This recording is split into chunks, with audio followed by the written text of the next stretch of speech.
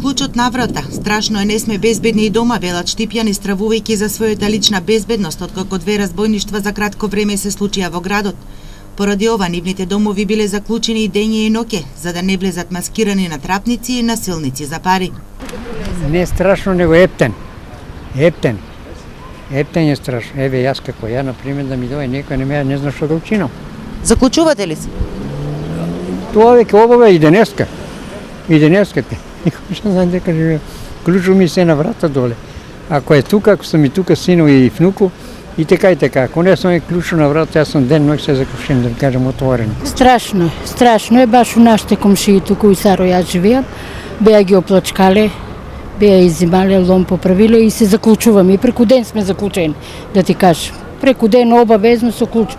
Кој тропне, кои ни се роднини, ке ми звонат да влезат, инаку страшно. За нас, постарите, многу е страшно. Никој не е безбеден.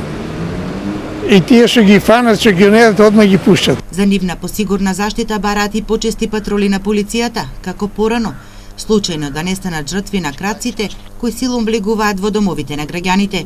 На село доаѓа полиција, у неделата по 2 пати, а сега тука нема никаква полиција. 2 години, 3, ја не сам видела. Пред 2 години, 3 имаше полиција. Сега никаква полиција нема да се помине, да се види.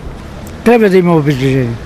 Секој треба полицаец да имаш, како едно време што имаше полицајци преку ноќта по двете се оде, сега патака треба да види. Непознати маскирани разбойници во Штип малтретира и ограбија постара брачна двојка. Од нивната куќа заминаа со плен вреден околу 9000 евра.